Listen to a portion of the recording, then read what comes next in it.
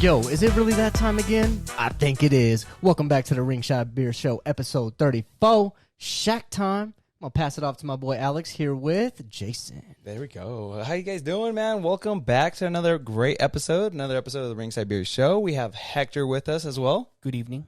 Good evening. Good evening, Governor. Good evening. For all you guys, I hope you guys had a great Easter. Happy Easter, or happy belated Easter. Yes, sir. I know I ate good. I don't know about y'all. Oh, dude, I ate so good. We had steak, and we had a tomahawk steak in my house. That's my kind of Easter right there, boy. That's what I'm saying. My brother-in-law's cooked it all, and I was feasting. You were feasting, dude. Feasting. Yeah, we were down the street from at Sammy's grandma's pad, and we were just had the eggs laying in the backyard. Yeah. Mason was like grabbing all the legs, like, "Look, I found it!"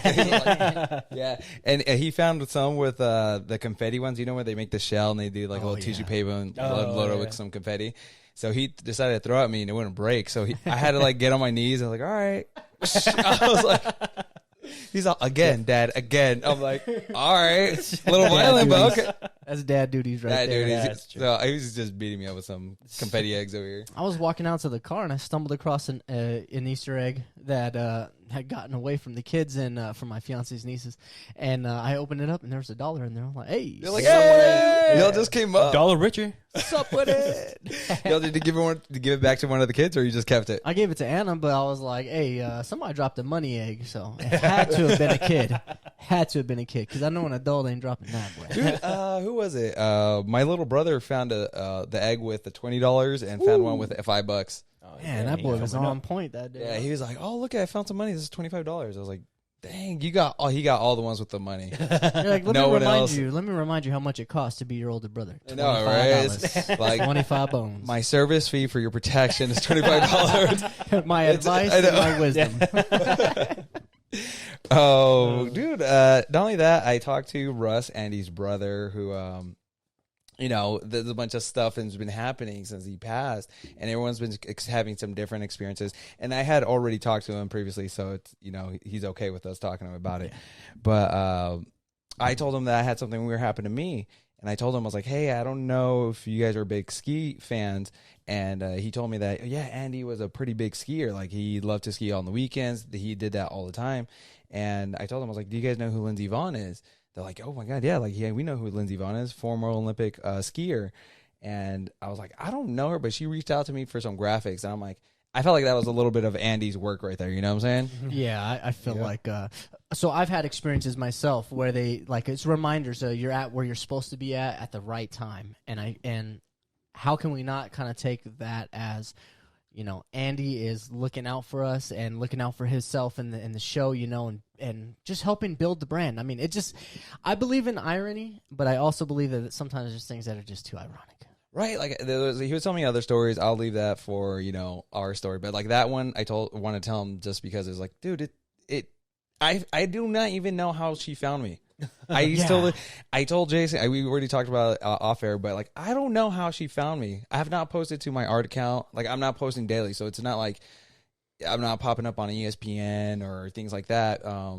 And she showed me a graphic from like 2015. I'm like, how did you find me? There's something something had to happen, because there's no way that it's just random. It's just gonna be random. Yeah, the next morning she was training with Ashley Graham, who was on the cover of Sports Illustrated. She was one of the plus size models on there. Yeah, and Lindsey Vonn also trains with The Rock.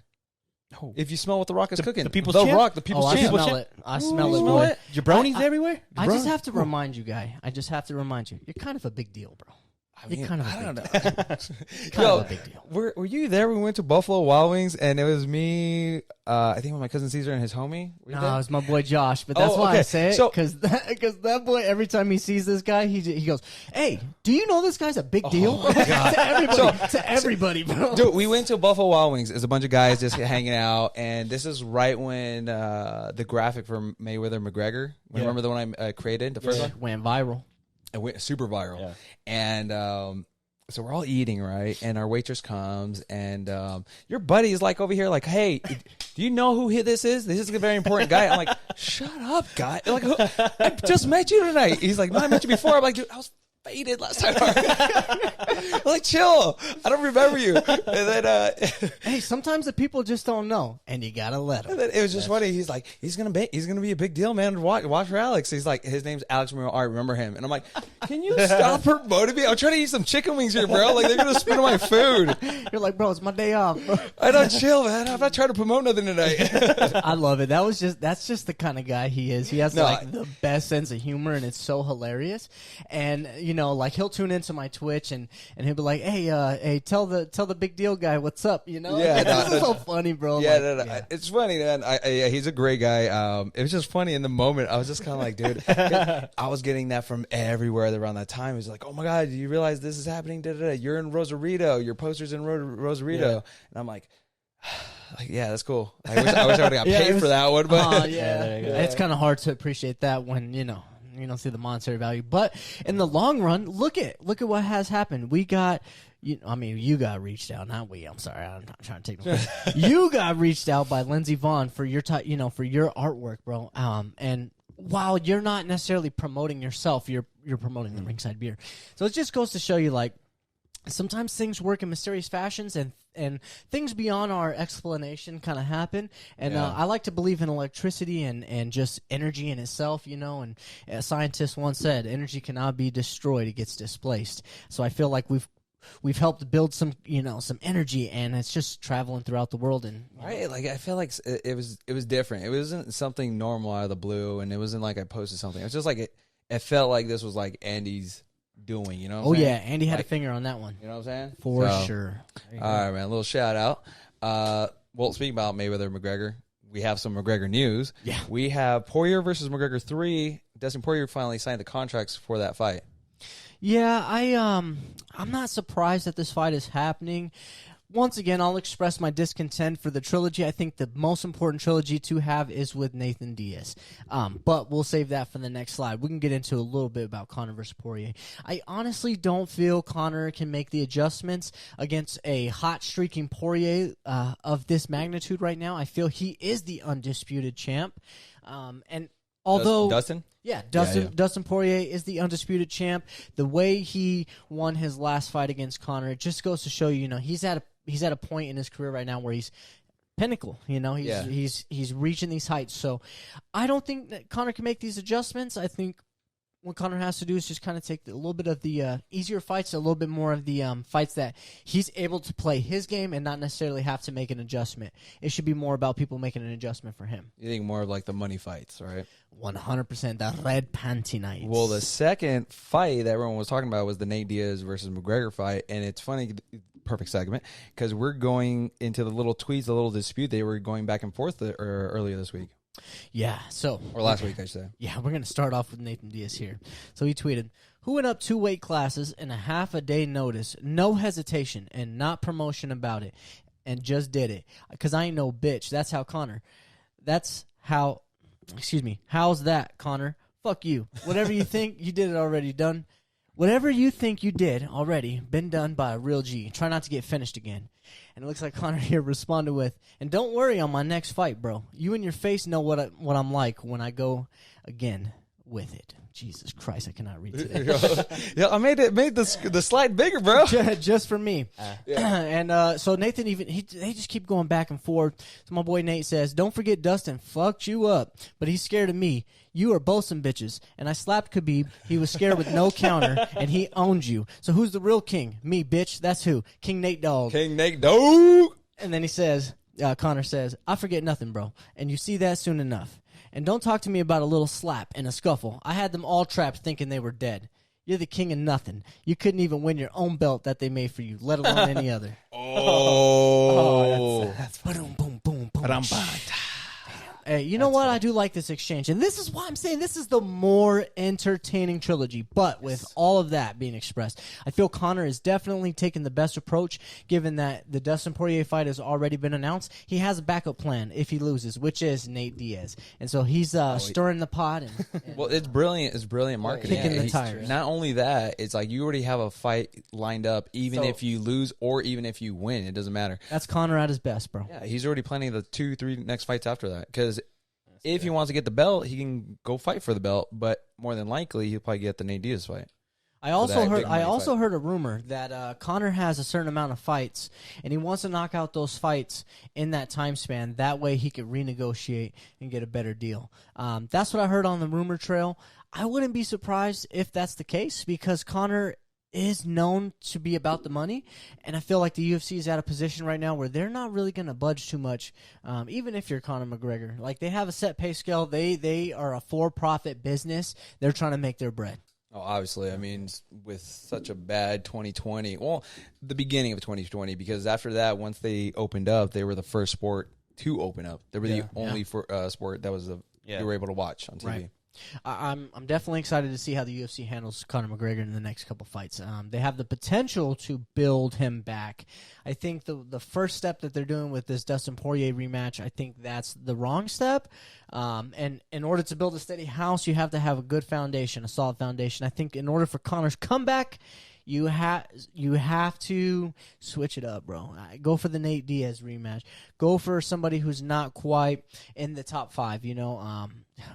Fight Tony Ferguson, for Christ's sake. Like, we're excited. We're all for that one. We want that fight. You know what I'm saying? Like, and this is the best time to catch Tony. In all honesty, like, this is the best time to catch him. So, I'm not the biggest fan of Conor McGregor right now. I think what he has to do is he has to show the ability to overcome these obstacles, because he's shown that these obstacles in his way are big obstacles. Now, we had that little dispute with Nate Diaz. UFC created a belt for him, and this is another segue, because Conor was talking about a belt being made for him, and he was talking about that last week. Like, fresh off a loss, though, bro? You're asking for a belt? He wants the Conor McGregor belt. Well, anyways, these were his tweets. Excuse me, I had to rehydrate. Oh, no, bro. So Conor says, I feel it's time to break out this baby for the next fight. I asked the UFC to please create the McGregor belt, and I suggest rose gold and rubies. Think Patek rare. Or yellow gold and emeralds, possibly. Might be nice also. I'm open to design suggestions. Let's link up, UFC, the McGregor belt. Now, how do you guys feel about that, though? Like, go ahead, Hector. Yeah, go ahead. No.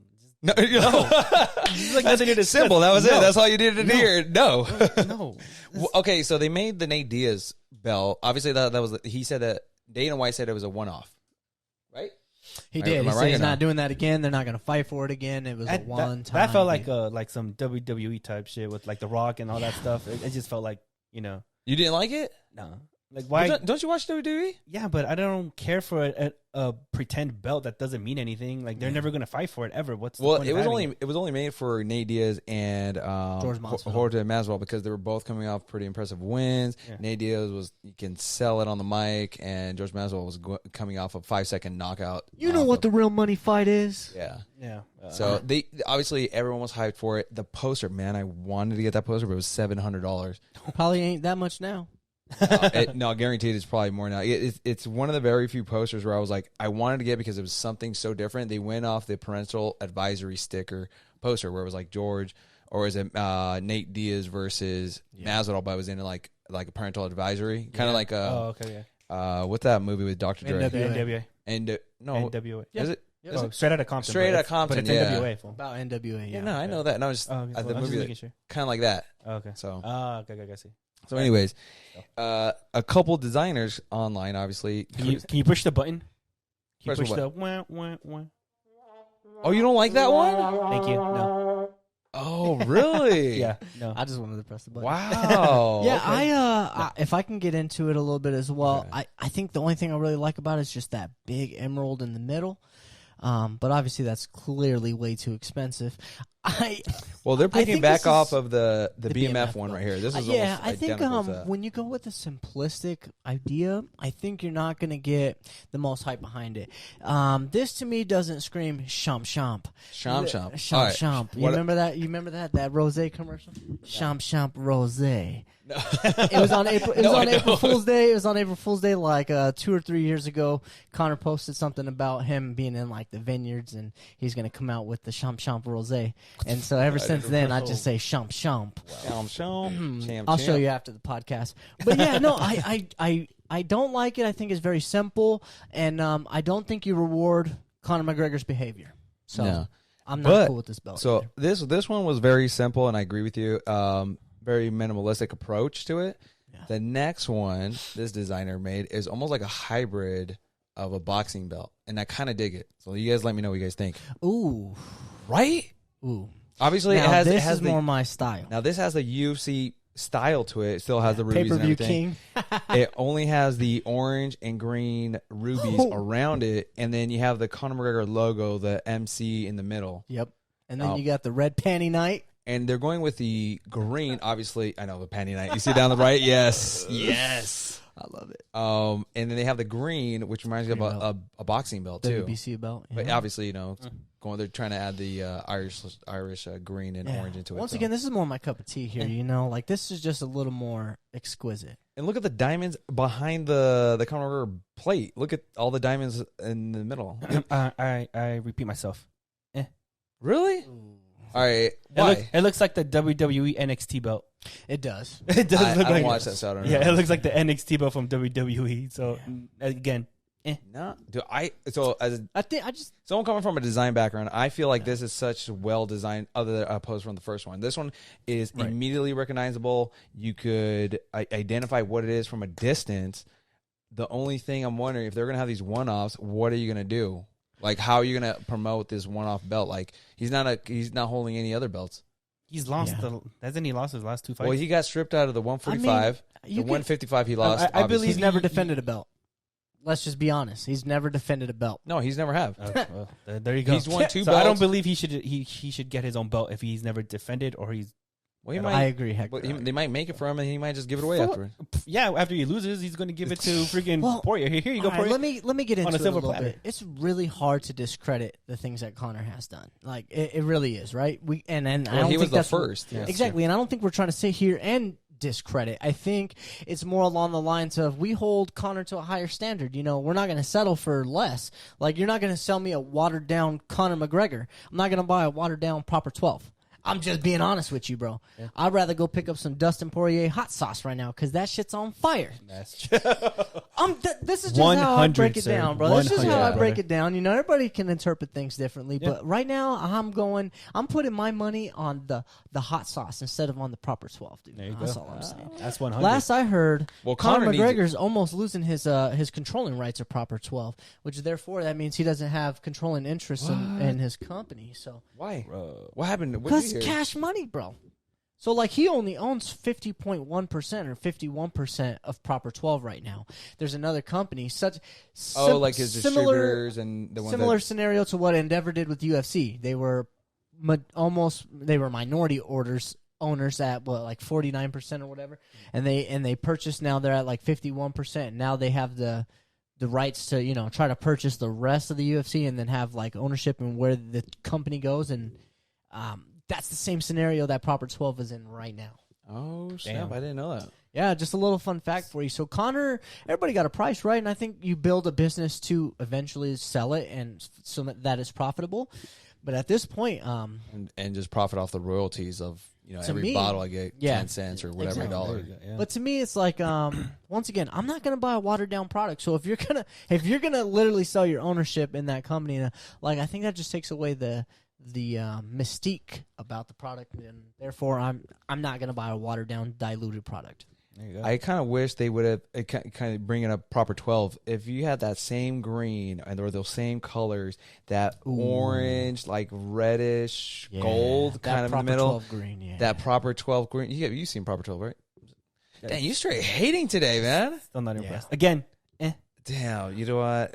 Later in the episode, we have your trailer. So we have a surprise trailer. Hector He's a mega fan. We're talking DC Marvel. He's first in line all the time. That's true. So we I still don't know for most of you guys heard about this new Marvel versus DC trailer just dropped. Just saying. I did. Okay. Well, we're gonna show you guys. We'll get into it. Anyways, let's move it on from this one. The main event. Well, one of the fighters from the main event fell off this weekend. Yeah. Darren Till. He says, to say I'm fucking destroyed by it is an understatement. Darren Till on not being able to fight on April 10th due to injury, which he broke his collarbone. Yeah, my boy be going a little too hard at the gym, and he actually went a little further into detail. So he says, I've been sat here for... okay, I'm not going to do the accent. I was like, hold on, you're going to do the accent through a whole paragraph? Because he always is like... And I don't feel like doing that. So he says, I've been sat here for a good few hours debating how to say this and put into words what I'm feeling and just going to say it straight. I've broken my collarbone. I'm out of my fight next week against Marvin. Every person who is around me or has been around me knows I train on the daily basis with fucked up knees, lower back, shoulders, hands, and the list goes on. Yesterday, while drilling, I fell, and straight away I knew I had broken something. To say I'm fucking destroyed by it is an understatement. I've literally put my heart, soul, mind, physical body, cash, nutrition, sleep, recovery, and then some into making sure that I went out there next week and took his head off. And I was 100% sure I was going to. And with ease. I'm sure he was thinking the same, but oh well. I'm sorry, Marvin Vettori. I hope you get a new opponent, and we can do this sometime soon in the future. I respect you highly as a competitor. There you go, man. I actually love that about Darren Till. Us fight fans know Darren Till's come a very, very long way from when he first started in the UFC. Wild boy. I mean, you want to talk about Conor being wild? I think this is like Conor 2.0 back in the day. And he's grown. You know, he's had some kids, and he's gotten a lady that's keeping him on track. And I like to watch his interviews because he's highly entertaining. I think this is a very mature fighter in Darren Till. I think he's definitely one of the top contenders. And although this fight fell through, the person that stepped up was the right person to step up, and we will get into it a little later in the show. Well, we just talked about it with Kevin Holland. Oh, yeah. Yeah, so, no, it's all good. He stepped in, and did you watch his interview with Ariel Haney? I did. So he was just talking about how he's going to focus more on this one. I hope so, and if he can get a knockout against Marvin, right? Yep. Dude, that'd be insane. He'll be back in the winning column. Hopefully he doesn't freaking talk throughout the whole fight. He says he wasn't going to. Yeah. He was going to be focused mainly on his coaches, and that was it. But you remember the guy who was just talking? Yeah. Okay. This boy has multiple personalities, so who knows who's showing up on that split. night. Yeah, no, okay, seriously, split. literally. Okay, he speaks about it. He's like, I don't feel so crazy anymore because I know people have multiple personalities, but he names them, and yeah, bro. So, but I love it. It's highly entertaining to me. Whether it's a gimmick or it's his thing, I love it. He's from out here, I think he fights out of Riverside. No, you're talking about Holland. Holland is from Texas. Yeah, but Derek Brunson was from Riverside. I might be tripping. Nevertheless, that's my dog. Good. It's all right. You can look it up if you want, bro. Nevertheless, that's my dog. No, I'll believe you, bro. I was just saying, you got your laptop too, man. Nevertheless, I'll believe you. But no, that's my dog, and I think he's a top contender. I think if he takes the approach of not talking and just getting to action, I think he handles Vettori, and then they make that Darren Till fight. Mm-hmm. Yeah. Well, I'm excited to see the fight this weekend, so we'll get into it in the episode. Continuing the current events, we had John Jones continuing to tweet over the week. Yes, sir. And my boy got the Twitter fingers, bro. Oh, dude. I saw this, and I was like, all right, I'm going to pass it off to you. This is your boy right here. Yeah. Well, I had been staying up with this, and it's pretty interesting because, he gives you a very good, clear perspective of his mindset. And let's get into it. Johnny Bones tweets, I had a brief phone meeting with the UFC's lawyer, Hunter, a few days ago. As of right now, I expressed to him, anywhere around 8 to 10 million would be way too low for a fight of this magnitude. That's all that has been discussed so far. I've been working my ass off for years. Concussions, surgeries, fighting the toughest competition UFC had to offer throughout my 20s for right around $2 million per fight. I'm just trying to have my payday, and the fight all of us fighters believe is one day possible. I tweeted, show me the money, and that evidently pissed off the boss. What a learning lesson. I feel like if Conor would have said the same tweet, there would have been a whiskey night. I believe I was grossly underpaid throughout my entire 20s. I'm not even here bitching about that. I just want to see the future done right. Yep. And I agree about that, man. It's just like he wants his money because if you lose to Francis Ngannou, that is it. That's a wrap. It. Yep. Because, let's be real, the casual MMA fans, they'll follow you when you're hot, and when you're done, that's it. You're John Jones has last news. John Jones has always had an issue with MMA fans in regards to keeping that investment. For example, John Jones has, all of these issues that have caused him to be out of competition for long periods of time. A lot of people that are his fans are committed because of all the stuff that he's done. You have to be willing to accept a person for their flaws and all if you're going to, be a fan of them. Mm-hmm. And I feel that due to just the experiences that John Jones has had, and when he was peaking and the company wasn't at its pinnacle, I think right now is the best time to reward John, because once again, like you said, if he wins, he becomes the biggest, baddest dude on the planet. If he loses, he has to bounce, bro. The last performance against Dominic Reyes, the last performance against Thiago Santos, I mean, these are signs of a he's looking human. Aging John Jones, right? So I think now is the time you pay the man. You take the hit, you invest into the product, and it's a win-win scenario. Always has been.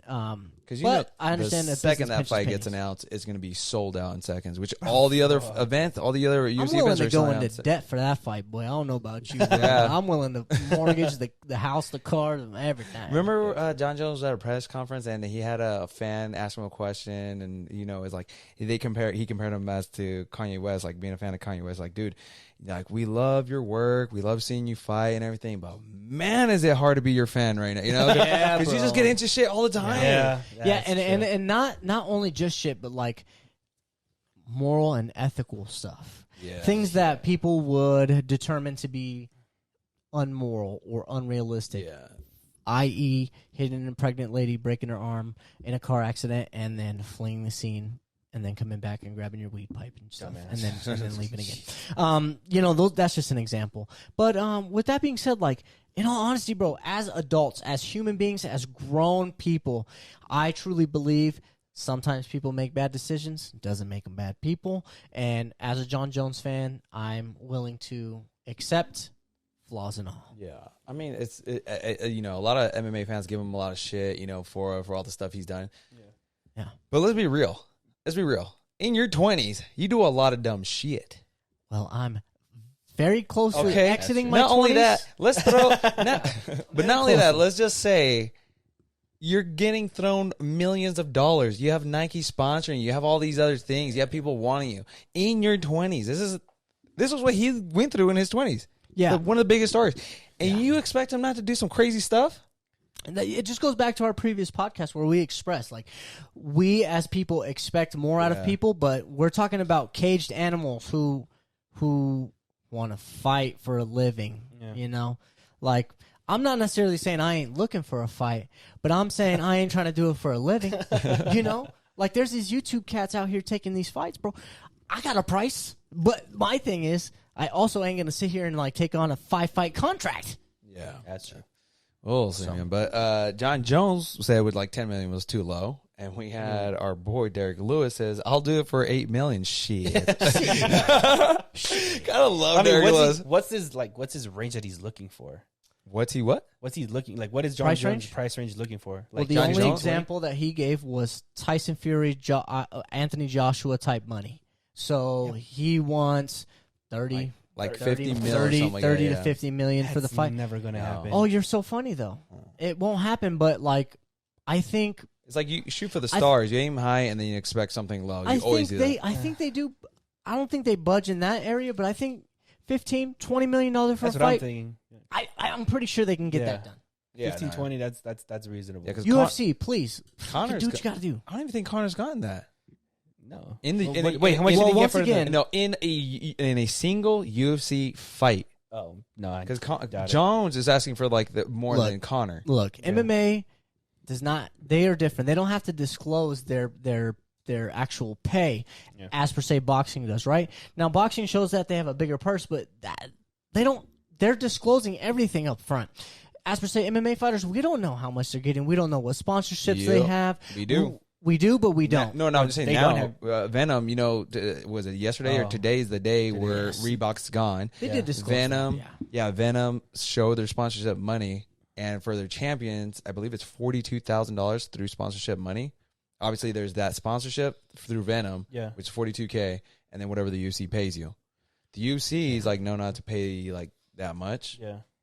Because I'm referring us to Paige Van Zandt because she was telling how she only made about 40 something per fight, which is, as a fighter, you're you have you have to pay your gym, you have percentage fees, Yes. and not only that, you have taxes because you're self-employed. Yeah. Well, if we So can there's a bunch- acknowledge as well, like the men and women fight scale pay rate is not exactly the same.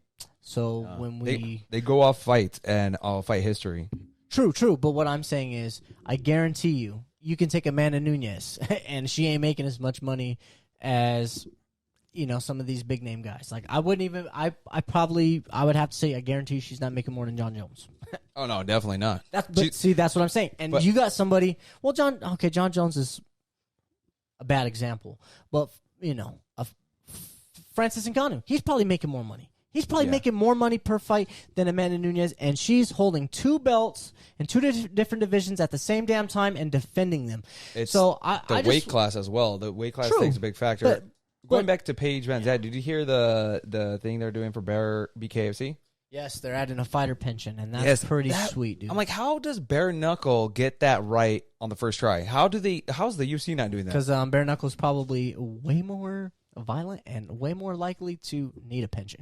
Yeah, but even still, like to a lot have more concussions, like NFL, right? Especially because they're coming in, they're already all beat up. Doesn't NFL have something like that where they protect their players for X amount of years afterwards, or how many times you play, you get paid for X amount of years? Yeah, but from what I was told, pay? it's not it's not that it's good. not fair. Yeah, it's not right. It's It's not it's like- not what's needed. It's almost Well- like almost kind of disrespectful. yeah. Is it really? Yeah. Well, I don't mean, get- I don't know. I'm just saying because the MMA and boxing doesn't have that. Boxing, you get paid way more up front. Well, right now the NFL product is kind of more like a take it or leave it, and I mean the concussion discussion has like simmered down tenfold. Like people don't talk about CTE no more like they used to. It's just kind of more acknowledged. Like it is what it is. Now I do embrace that. I think especially in like the sport here of MMA, we all acknowledge what's going on here. We're all highly functioning members of society, so we're able to comprehend that when you punch somebody over an amount of period of time, they're going to become punch drunk or have some issues. I mean, Absolutely. Yeah. for example, Muhammad Ali, one Yeah. of the greatest boxers of all time, and literally suffered because of all the punches that he took. So a pension's needed. I don't think Bare Knuckles should have been the first one, but we're here now. So with that being said, like the UFC and Bellator and all these other fight promotions and organizations need to get on the ball, or they're going to get left behind and eventually either get sued or a lot of the fighters are going to be leaving to go to Bare Knuckle. Why? Because if Paige is making 4 times as much as she was making, and has in a the UFC, retirement plan and has a retirement plan, dude, and health benefits. and she started her business. Doesn't on, the UFC not? OnlyFans? Yeah, exactly. God Yeah, Hector, I haven't seen anything, bro. You subscribed or what? damn. No, I'm not subscribed. Yeah, that boy, the Hey, number bro, one hey. fan. That's funny. Hey, we're all married up over here. We can't subscribe to any of that participate. anymore. Yep. That's perfect. Thank you. This is all you, bro. Okay, We're gonna live vicariously through you. I know, right? You guys. I know you're you like, guys are hey, gonna be very hey, Hector, disappointed. you just signed up for only count tonight, dude. You guys are going to be very disappointed. You're like, what? You're gonna share the password with us? Don't worry, bro. We'll make it for you. All All right, boys. Let's tie it back into some fight stuff. So Ariel Helwani tweets about the discussion between the Francis Ngannou and Derek Lewis rematch, given that the John Jones price may be a little too high. So Ariel Helwani tweeted, UFC has kicked the tires on Francis Ngannou and Derek Lewis on June 12th, sources say. However, the timing does not work for Ngannou, and I don't blame him. He just won the belt. Big story here, in my opinion, is, at least for now, they don't seem keen on waiting around for John Jones. That's what? disrespectful. But UFC is known to that play super hardball. They tried to do that with McGregor because McGregor didn't go to one of the press conference. I call that Remember good that? business, bro. I call it good business. Yeah, I do. I remember that. Because it's like, you got to also show the companies, like, dude, I'm bringing in freaking money here. I'm going to show you how balls do. Like, I'm not going to fucking go. Yeah. Like, they're here for me. I'm going to go whenever I need to go.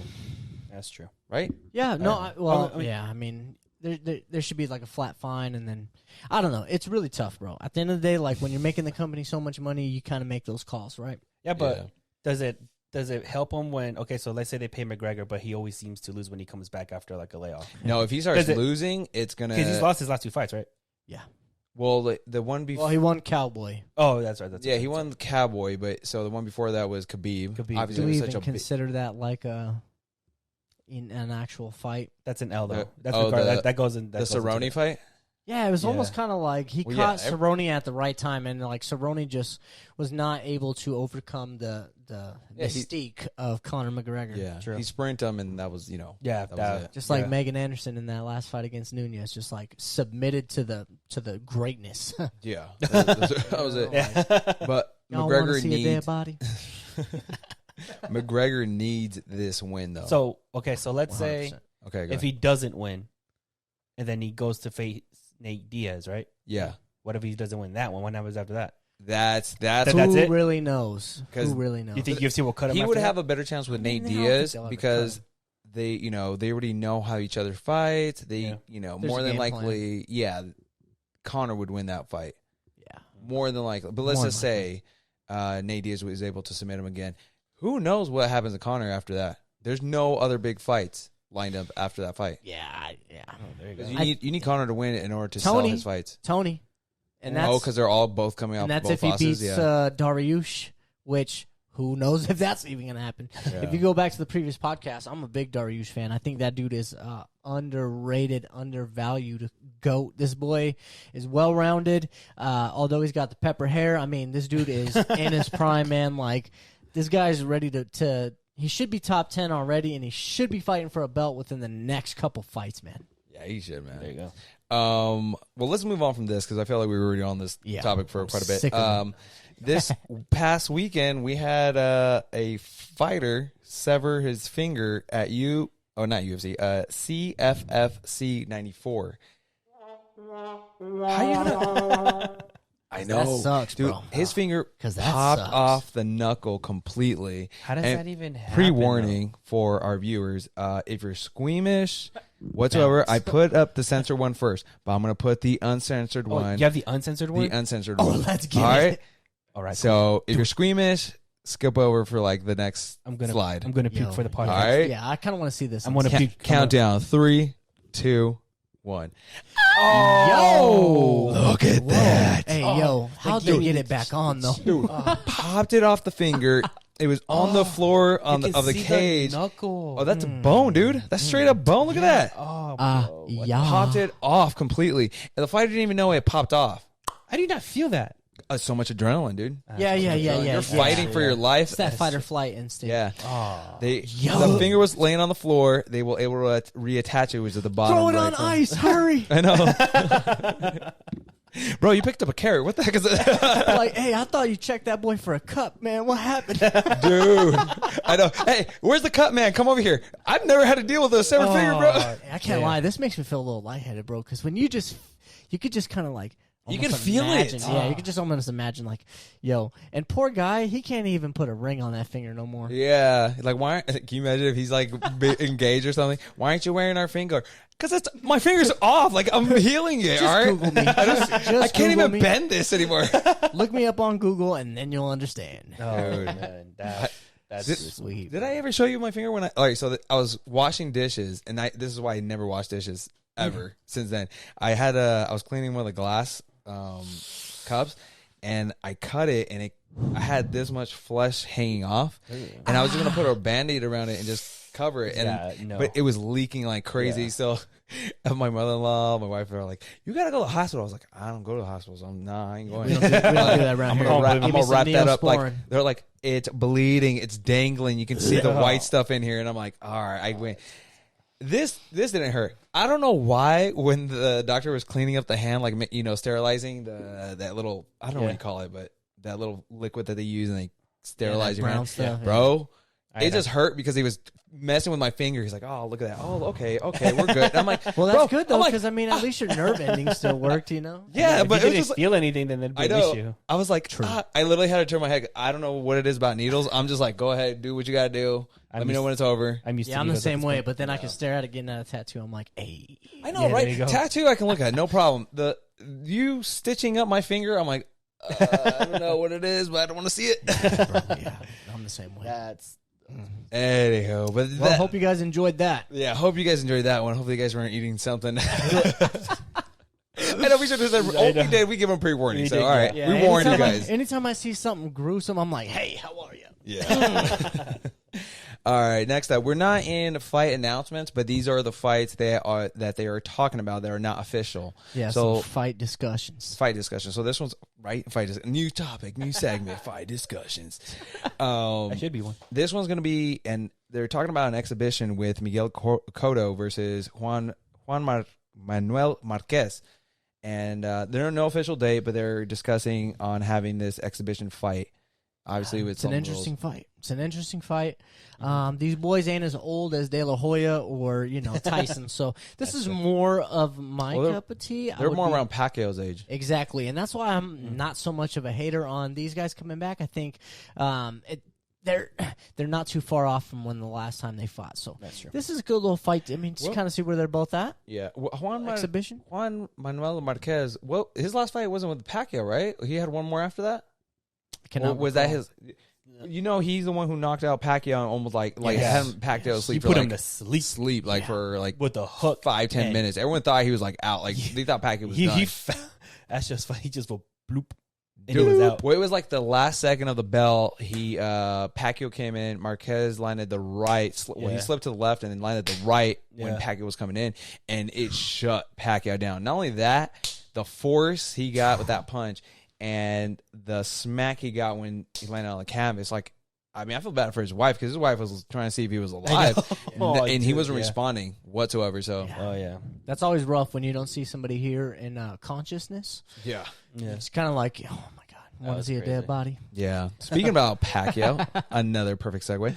Pacquiao versus Crawford is in talks for a June fight. Let's get it. I wouldn't mind this fight at all. Terence I think we Crawford, discussed that on the last one. Yeah, we did. Yeah, but this one finally got announced. They're talking about having this fight in June. Yeah, I mean, right now, Terence Crawford is the number 1 pound-for-pound boxer in the world. Dude is a stud. There's only a couple fighters that we want to see fight this guy, which is Pacquiao. Pacquiao has such a big following, so this is going to be a great big money fight for Terence Crawford. Absolutely, me too. That's true. Yeah. All right, let's move on. And I know you got something to say about this next fight right here. Yeah. Anderson Silva to face Julio Cesar Chavez Jr. in boxing match. Former UFC champion Anderson Silva will face former middleweight world champion Julio Cesar Chavez Jr. in a 10-round boxing match on June 19th at Jalisco Stadium in Mexico. Promoters confirmed to ESPN. Oh, damn. Well, I got my passport, so voy a ir They're going to do that in Mexico. Yes. Oh, man. Hey, hold on. This is actually a perfect fight for our podcast. A little MMA, a little boxing.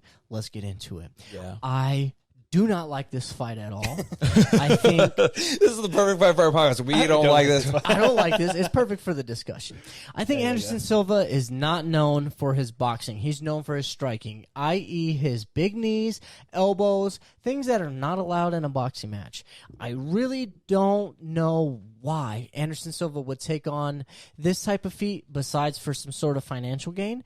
But I don't see this being really that competitive, although the resume of Anderson Silva, my money's on Julio Cesar Chavez Jr. Oh, no. Julio Cesar Chavez quit in his last fight. He's a boxer, bro. He's a boxer. Didn't he quit because he got a bloody nose? Yeah. I feel you, and I hear you. I think just hear me out. I think, once again, Anderson Silva is known for the striking, for the choking, for the grappling, for the wild knees onto the face. But exactly, he's just a wild striker, and I think all those don't apply in the world of boxing. Yeah, maybe he just wants to stay competitive. I mean, he knows he can still, But I feel like all his fights that he's lost, I can fight. Not showboating. Like, what do you call it when you I can dispute him. He broke his leg. Well, he got checked with the first time he was messing around, dropped his hands you knocked me out, and then gets knocked out. Okay, because you were messing around. The other times, Michael Bisping, when he lost, I'm like, he knocked out Michael Bisping at the end of the bell. Yeah, he did. The ref kind of messed up that one up, so he lost. Well, was that? Nah, I don't think so. I think that was right at the end. So dude, even Michael Bisping thought he lost. You saw he was down. He's like, man, I lost this fight for sure. And Michael Bisping, he's like, oh my god, we're fighting in England, and that's what happened. They were fighting in England, and the judges were crooked as fuck. I'm just saying. It'd be like that. Just saying. It'd be like that. But I think he chose a perfect opponent. He's not the Julio Cesar Chavez Jr. I don't think he's such a tough opponent for your first fight. Agree with that. I can agree with that. I just think this is going to be way more competitive than the Ben Askren and Jake Paul fight. But I don't have high expectations for this either. No, this is going to bring eyeballs from MMA fans to go watch it. I'm going to watch it because it's Anderson Silva, and I've been a diehard Anderson Silva fan. It's an actual boxing match, But you know? I think the main event to this one is his dad, Julio Cesar Chavez Sr. versus... in the same one? Yeah, I think they're trying to promote it all together because it's going to be in Mexico. Why not, bro? Why not? Yeah. Well, I mean, have all the fights there. I hope he gets knocked out, and by he I mean Who? Chavez Jr. Oh, Chavez Jr. Yeah. I hope he gets It knocked might out. man. happen. You never know. I hope he does. No, I hope he does. I hope Anderson Silva goes in there and knocks his ass out. Because I would bet on that. Yeah, Because because I'll go for Anderson Silva too. Yeah, because I don't like Chavez Jr. anyway. So. Well, I'm going for Anderson Silva. Of course. So we're all going for Anderson Silva here. Of course. I just don't think it's going to be... Well, I'm going I for. don't know. I guess under promise, over deliver. Yeah, That's what I'm expecting. All right. Speaking about that, I have a little surprise for Hector. He did not know that Marvel versus DC, the new trailer dropped, and we got the exclusive video for Hector. Exclusive, the Ringside Beer Show. What? The Ringside Beer Show presents. Yes. Are you ready? Yes. What the heck? There we go. Look at that. Look at that. Oh my God. Look at the special match. I was like, yeah. Spider-Man is whooping Batman's ass right now. Look at that. Spider-Man has always been my favorite. Look at that. Oh, Spider-Man's knees, baby. always been my favorite, boy. Look at that. Wow, look at that jab, bro. Boom, head kick. Oh, my God. Oh, jab. Look at that. Yo, look at that. Look at that. Oh, look at that. That's funny. Hold on. Hey, Can we Spider-Man's just going off, bro. Can we just talk about how he's taking on two freaking people at once? Bro? Yeah, look at him. I mean, perfect. I mean, this is exclusive stuff. Those are If you nasty knees in know, the clinch. this is why you're not taking over the slides just yet. All right. Yo, Batman and Robin do not fight crime in Gotham. These fools is knockoffs. Hold on. Let's get something straight here. This is the 1960s Batman. 1960s I'm just Batman was a saying, little pussy. I saw. If this was Ben Affleck Batman, he'd be whooping that boy's Dude, ass. I saw. Oh, bro. Don't even get me started. Ben Affleck Batman. Don't even get trash. Dope. Get out of here. I'm taking your man Boy, card. I'm telling, bro. If the you saw- best Batman of all time. I saw this and I was like, what's this Christian Bale? I knew this clip was for you. This thing was trending last week, and I was like, I didn't know why, but I was like, I saw it, and I was like, oh, this is for Hector, special edition, the new trailer, Marvel versus DC.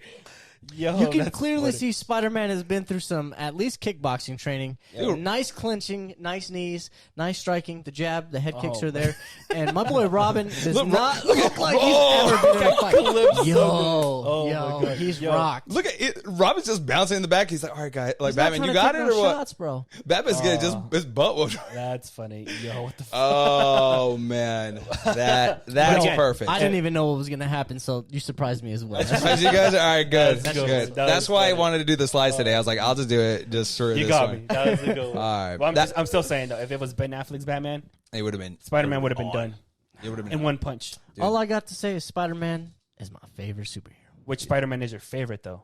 My boy Toby. There we go. Thank you. The OG 100. Spider-Man, Toby. 100. Oh yeah. Anyways, well, this is a perfect video. That was You know awesome. what's I like perfect?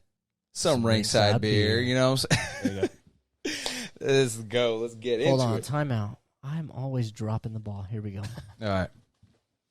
Ringside Beer, since 2012, committed to bringing 5 fans quality lagers and ales. Ringside Beer is proud to offer fresh beer in both 16-ounce cans and on draft. Look for our flagship American-style lager, Irish-style red ale, or any of our other beers in your area. Shop at ringsidebeerstore.com for t-shirts, hats, and tap handles. Get in touch at ringsidebeer.com. Get in the ring. Be ringside. Ringside beer. Sup with it? See. Okay, there you go. We're gonna make a shirt that says "C." Exactly. All right, guys, let's get into some fight recaps. We've been going long on this episode, so thank you guys for hanging out with us. Yes. Fight recaps. We're gonna go right into it. Bellator 255. We had Pitbull versus Sanchez 2. Yes. And obviously, Pitbull won this weekend. What do you think of the fight? I thought it was great. The whole entire card was honestly very appetizing. If you were to go back and look at just the highlights, you were content. I feel they provided a great product. Bellator is always continuously progressing. I think I've expressed in previous podcasts, I love Bellator. They're doing what they're doing is just really well.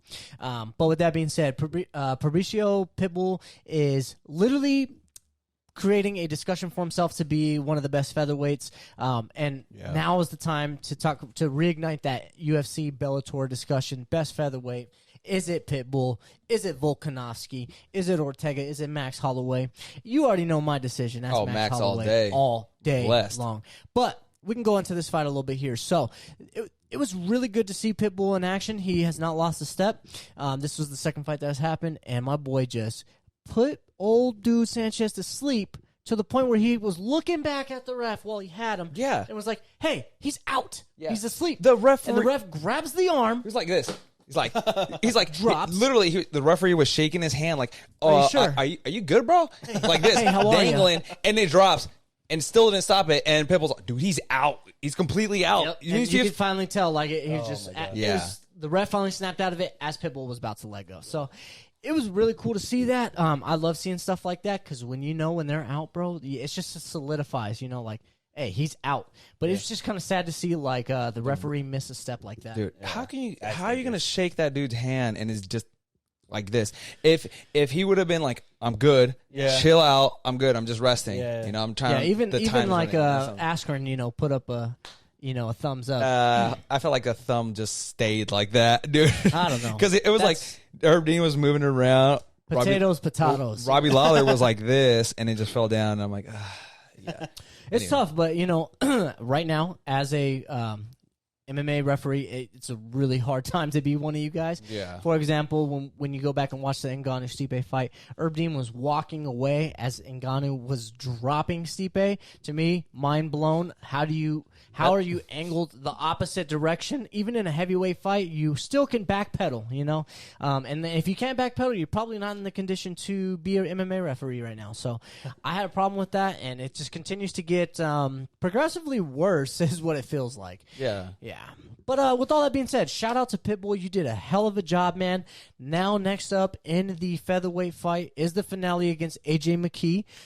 Old dude's Aj Mckee's dad is even in that division, so that's quite a story to follow as well. But he's made it to the top. Now that final is about to go down to find out who is actually the World Grand Prix champion. Damn. Well, that's going to be exciting. Yeah, bro. I think UFC needs to adopt this model of this tournament style. It's a beautiful thing. It's very interesting. I think, they're kind of having that right now with the UFC, but it's like, because if you're a hardcore, it's almost like a tournament, but they don't say only in the lightweight division. And I feel like they only do tournaments for, obviously, in Bellator, because they adopted like the Pride and the Strike Force type of style. Obviously, Steve Coker, managed Strike Force. Yeah. But I feel like it has its own little niche. Like the reason why you want to watch Bellator is because of these tournaments and competitions, and I think that's great. It's something for everybody, Yeah, I mean the biggest one they got right now is the intro fight, which is Anthony Rummel Johnson versus Yoel Romero. That's a fight that the UFC never got done, and Bellator is getting it done. And both these guys are at a great point in their careers. I would love to see that fight. That's going to be a great fight. They're making it happen. All right, got a quality product. Another great fight that happened over the weekend was this boxing fight, Herring versus Frampton. God, great boxing fight. That was a good fight. And dude, when Herring was landing those left uppercuts, those short, beautiful jabs, those were the ones that were landing consistently. Started in the fourth round and then just finished Frampton in the sixth. But man, those beautiful little short pops. Move to the left, pop. Oh, yeah. I feel like I'm knocking things over. I feel like I'm moving my elbows over here. I'm Hector's about to owe me $10 after the show. I know. I haven't moved now one bit. You're like, oh really? Hey, you want to? It's because you moved all the freaking things out the way. You want to give me? You want to give me $5 or what? Want to give me $5? No, I'll knock that over right now. I'll end up doubling or nothing on a fight. Oh, but yeah, no, great. It was a great competitive fight. Yeah. Up until the fourth round when those left uppercuts were just landing, and he knocked him down too. Knocked him down viciously. After that, the momentum of the fight just kind of just went. I think he was out of it going out of the fifth and going into the sixth. He was out of it already. Kind of, yeah, right. He threw the towel. Yeah, the corner through. So yeah, but it was good. It was a good fight from Frampton, though. Yeah, really great fight for him. I feel like he should be getting another great fight, another payday. But like this is what he said. Post-fight, he's like, I don't have a single bad word to say about this man. Nothing but love and respect. Thank you for being a great ambassador to the sport. Yep. Why does he say this? Because, what's his name? Frampton retired after the fight. He said this was going to be, if I can get the belt, I'm going to continue. but I put my family, my kids already through so much where I'm not the champion, and I'm not going to get the belt. So it is. I need to hang him up. That's a tough one. That is tough. Oof. But it was a great fight. Congratulations to Jamal Herring. Jamal. When I walked in, I was watching the highlights with you guys, and I missed a good fight. Definitely was good. Yeah, and it was a short fight too. We could watch it again after this. It landed pretty quick. So after this, boys, we got some food to eat and some editing to do. Oh yeah, we do. All right, let's keep on moving along, guys. Fight announcements, things that got announced over this week. We have for Whitaker versus Gaslum for April 17th next week. This is the poster that finally dropped. Yeah, it's a pretty dope poster. Pretty simplistic, but I kind of like it. It's like you scratch the first one, and now it's like they had to slap together this fight, and so it was almost appropriate, right? They had to like slap everything together. Like, all right, Whitaker, Paulo Costa's out, so let's get him out. Let's put Kevin Gaslum. So I get the meaning behind it. Yeah. And they even have like Whitaker getting ready. Like, I don't know what's gonna happen, but let's get this paper ready to get ripped off too. Exactly, bro. I mean, it's like it's crazy, but I love that. It's just hidden innuendos in it. So yeah. Next up, Angela Hill versus Amanda Ribas for May 8th. This is a UFC fight night. Yeah, I'm pumped for this, man. Amanda Ribas is slowly becoming one of my more favorite women fighters. She has a great personality. Great looks, and I think at the end of the day, she has a lot to bring when it comes down to MMA. And what a tough test against Angela Hill. Like, dude, I feel like she's jumping up. Like she's jumping up a few rankings to get Angela Hill. Like, dude, Angela Hill's a monster. Angela Hill's the gatekeeper as of right now. Yeah, that's a great fight right there, guys. Oh, finally, Leon Edwards versus Nate Diaz. I'm surprised Nate Diaz said yes to this. You know what the real money fight is? He just wants to fight, man. He just wants to fight. He wants to fight winners, though, and that's the thing. For our viewers, my bad. I thought this fight was going to be in Ontario, California. For some reason, I thought this was the Toyota Center in Ontario Mills. So that was my bad. We're not gonna go. We're not gonna be there. My boy got hyped. It's all right. I was so hyped. Next time. I text you guys like, "Oh, my bad, guys. It's not in Cali." And you're like, "I knew it." Yeah. And I was like, "Why didn't you just say so?" I feel like I went on a rant how we're gonna go to this event and we're not gonna call you out on camera, guy. Do it, man. I was so wrong. I was so wrong. Calling you out. It's all right. Let's correct it on the show, guys. I think that was the whole point, is that we just wanted you to like wallow. You're like, be wrong. Yeah, he's like, I'm sorry. I did the boys wrong. Y'all guys, I just want you to be embarrassed, Alex, all right? In front of camera.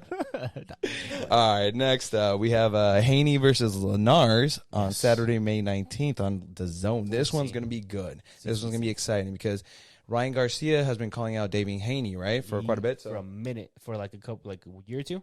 Yeah, Ryan Garcia needs his opponents to do well. So Haney needs to get a big knockout here and get on the mic and call out Ryan Garcia. It was either him or Pacquiao that he wanted to fight. And Pacquiao fell through, yeah. That one fell through quick, though. This one, I don't know why it didn't go through. But that's the thing. He posted a poster that he made or someone else made and said, like, oh, we're getting ready or like doing something. That was a trash-ass poster, too. Yeah.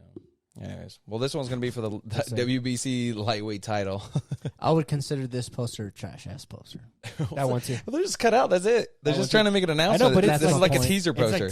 I want you to remake this poster.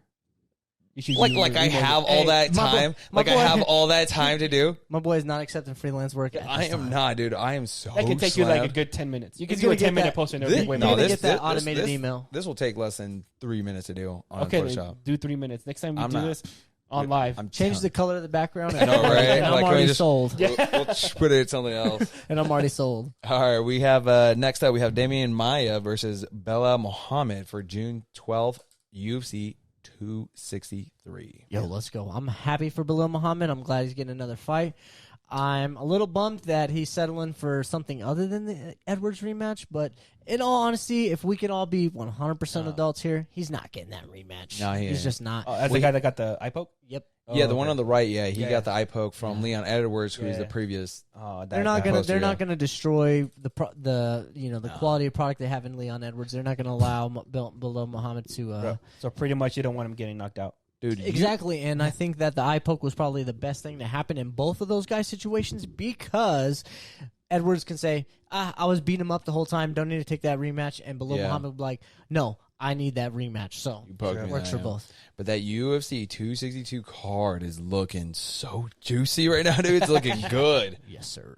Gosh. All right. Now, I believe this is the last one. Yes. This is the last announcement. This got announced today. The Korean Zombie versus Iggy. I believe I'm saying right. Or Dan Ag or something like that. Ige. Ige. At least Saturday, that's how June I hear it's 19th. pronounced. Yeah. Yeah, I'm pumped for this fight. Korean Zombie is no joke.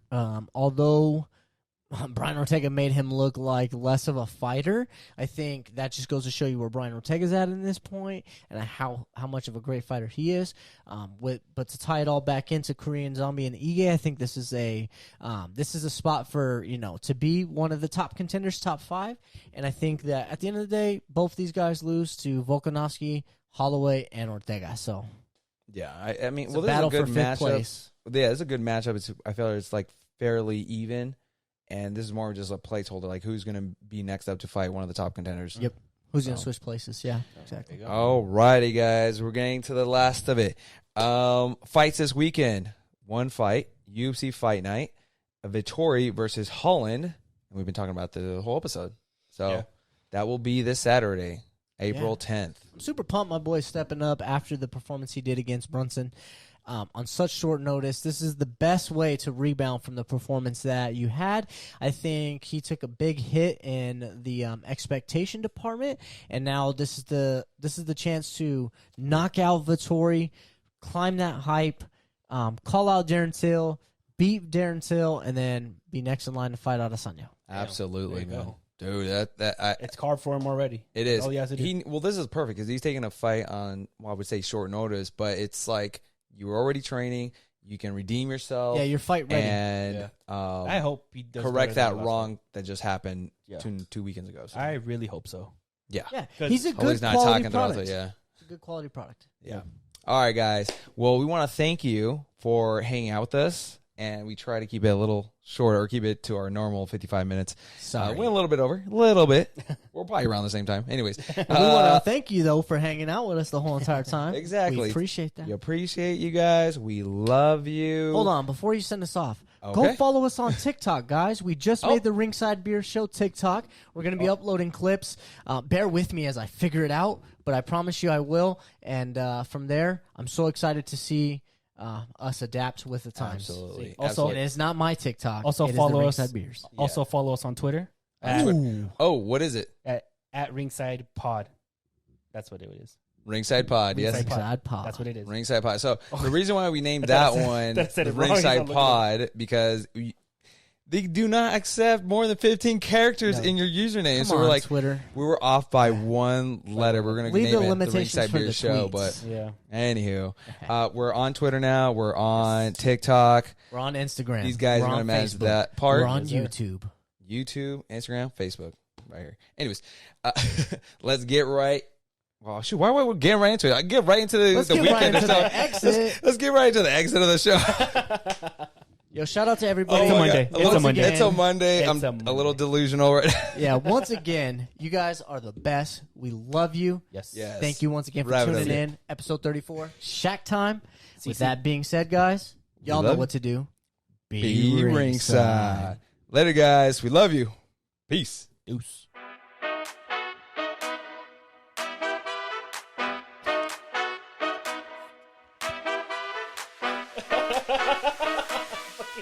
Every time.